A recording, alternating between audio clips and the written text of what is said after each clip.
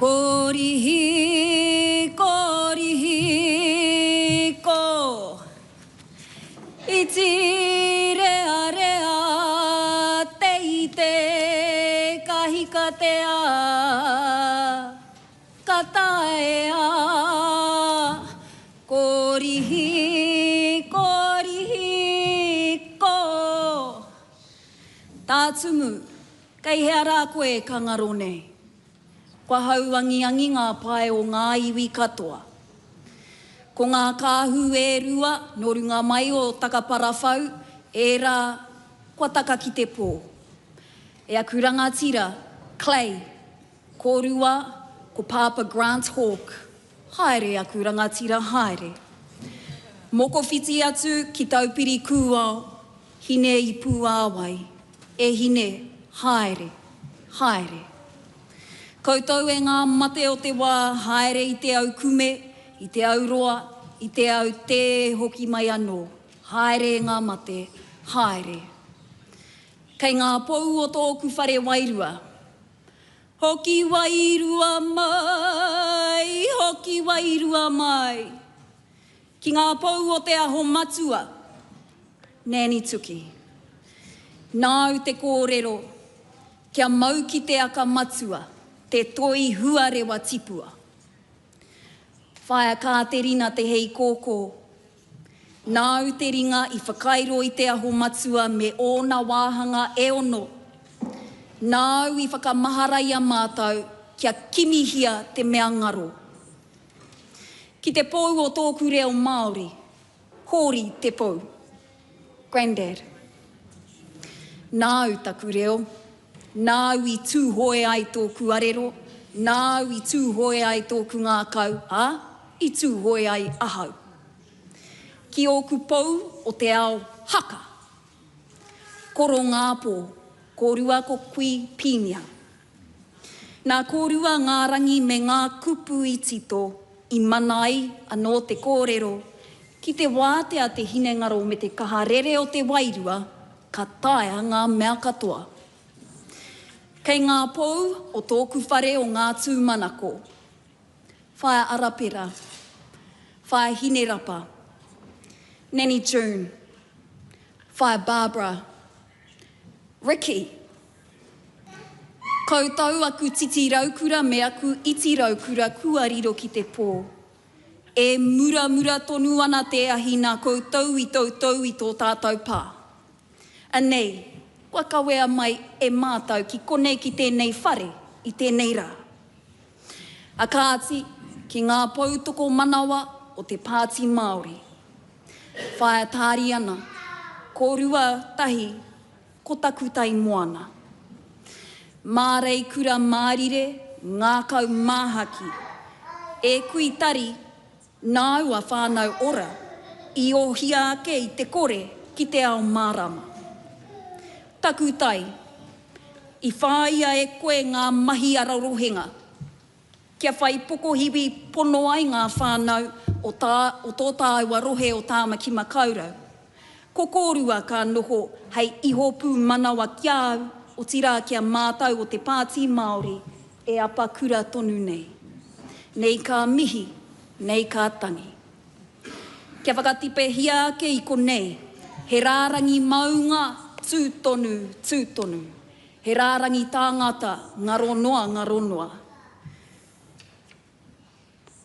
Tau āraitia te pō, tītoko ki te ao mārama, e ngā uru pā o rātau mā, tēnā koutou katoa. Whakakauake te kauai kahika o kiwa. Te ariki nui, kuini ngā wai hono i te pō, tū mai rā. Tū mai rā koe i runga i te ahurewa tapu o tō pāpā, o tō kuia, o tīpuna kua riro ki te pō. Tū mai rā koe hei ta pairu mo te reo Māori.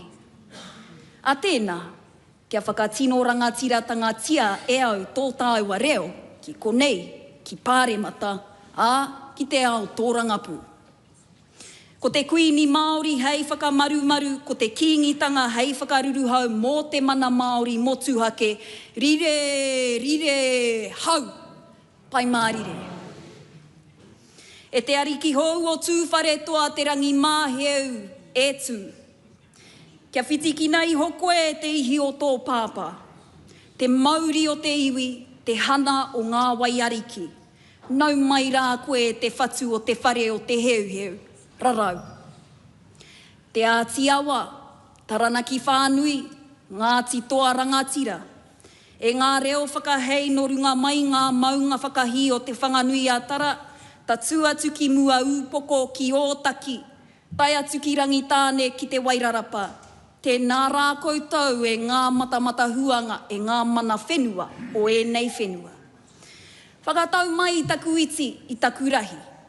Whakatau mai a mātau ngā waiwai tapu. Whakatau mai i taku whānau, i taku hapori tēnei kua tau mai. Mihia a mātau mokopuna. Mihia ngā tamariki o te kōhanga reo me te kura kaupapa Māori. Mihia o rātau mātua, o rātau pākeke. Mihia ngā toa o te reo Māori, tai atu ki ngā pākaiahi me ngā mana tike o Tāmaki Makaurau. E hara, mihia te uru kahika o Tāmaki Makaurau, tēnei kua pai mai nei. Mihia o ku pāpā, i Koinei, i ngā tau i mua, hei aha, hei kauaka, hei māngai mo ngā iwi Māori i mua. Mihia te matakirea o te rangapū tuatahi o te pāti Māori, kua auraki mai. Anei a tā pāpa Pita Sharples, me ana apataki e tūtonu nei, te whare o Hoani Waititi Marae e tau nei, e mihi atu nei, tēnā koutou katoa. A kāti whakatau mai i a hau, i te Mema Pāremata hou, mo Tāmaki Makaurau.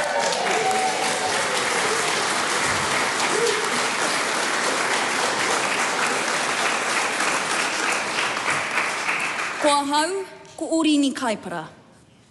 Ko te teina, a rāwinia, rāu ko te raina, ko te tuahine a hakaraia, ko te whakapākanga a Shirley te pou, rāu ko Whare Kaipara, ko Gary Gray, taku pāpā whakaangi. He mōkai a hau nā hōri rāu ko te auta te pou.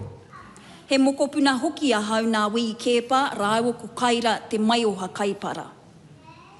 Ko au te māma, o pai tawhiti, o te ao mihia, o te nikau, o ngā rongo kahira. Ko au hoki te kuikui o Puaroa. He uri a hau no hine pūkohurangi, no te kura imonoa, no wairaka, no hine te ariki, no hāhuru. Ko au te wawata o te o kahurangi, te tūmanako o rangi tōwhare, te kauai o parehuia. Ko au ko Ngāti Awa, ko au ko tūwhare toa, ko tūhoi, ko Ngāti Rangitihi, ko ngā pōtiki, ko te hapū one.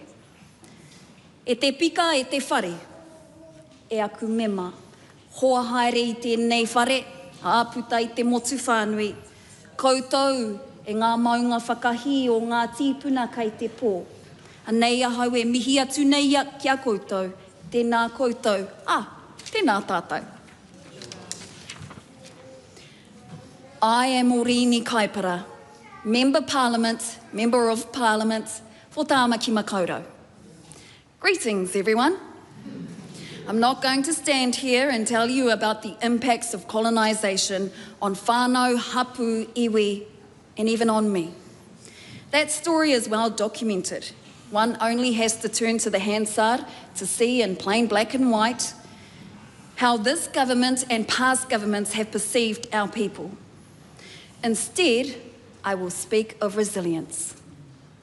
The resilience of Māori, the resilience that has carried us through generations of struggle and survival. The resilience that has shaped me into the woman, the mother, the grandmother, and now the Member of Parliament who stands here before you today. Te reo Māori, tikanga, kura kaupapa, kapahaka, the arts, heck, even matariki. None of it survived by accident. Ehe, it all survived because we fought for it, Māori and non-Māori alike. We've been fighting for a very long time for te reo to survive and thrive.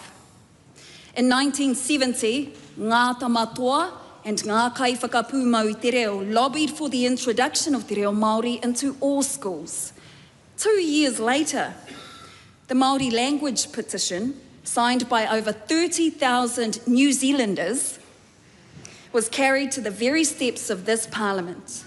Ordinary people, extraordinary in their vision, stood up to say the language of our tipuna and of this whenua will not die. In 1975, 3 historical events took place.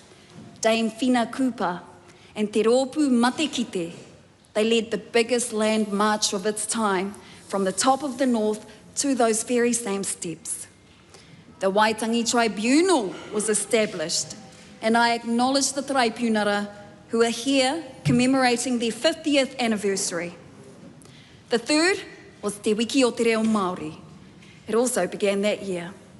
Here we are, 50 years later, celebrating, but with eyes wide open to the realities both institutions face right now. May I remind everyone in this house and out there that in 1975, just 5% of all Māori school children could speak and even understand their own mother tongue. 5%. Ruatoki stepped up first. They became the first bilingual school in the entire country in 1978. That was also the year of Takaparafo, Bastion Point. E kore rawa mātou e wareware. A year later, iwi and hapu gathered near here to plan strategies for the survival of te reo. Te Ātārangi was born. In 1980, Hoani Waititi Marae opened its doors for the very first time, becoming home to many West Aucklanders, including myself and my whānau.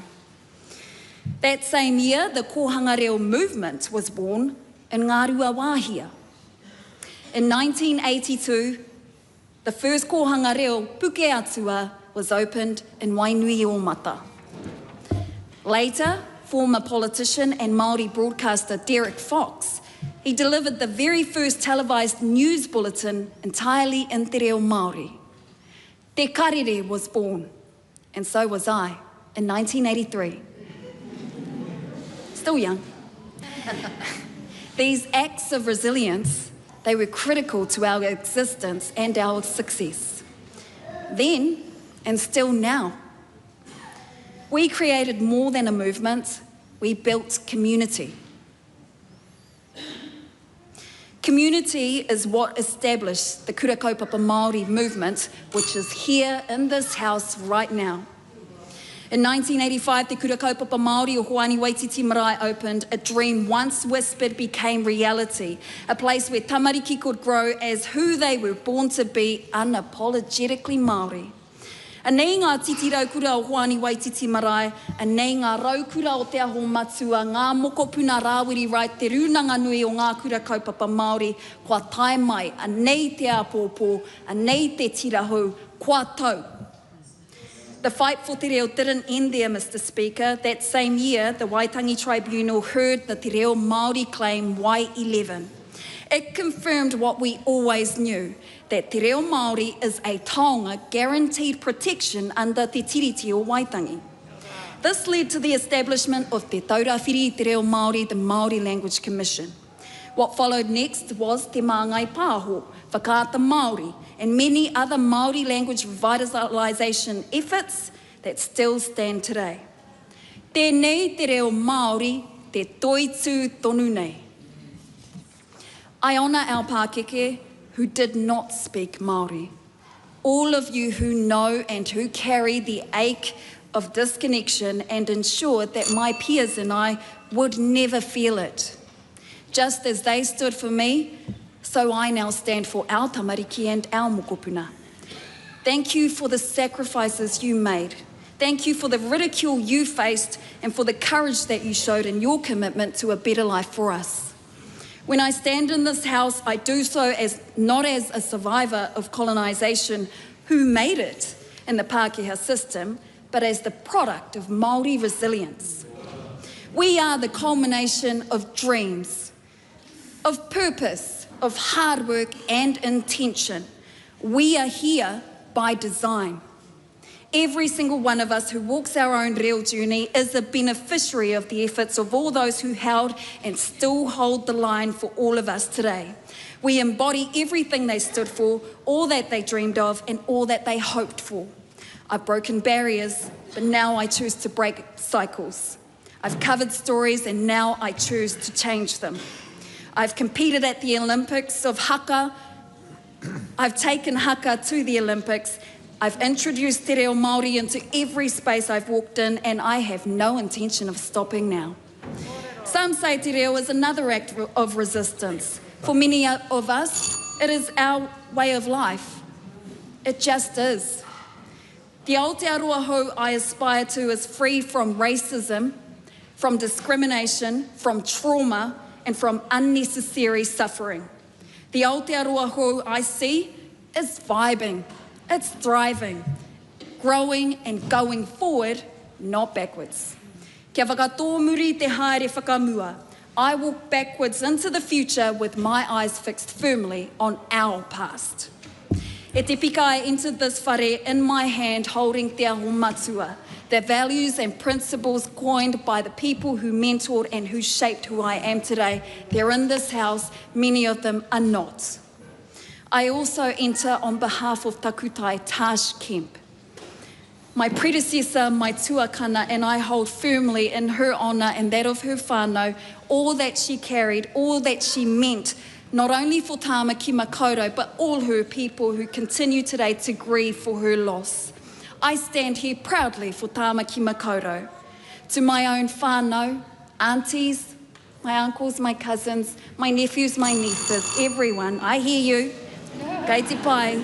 Thank you for being here with me. I know how unnatural this is for all of us, but trust, we've got this. I've got you and you've got me. I wonder what my mum would say if she were here right now.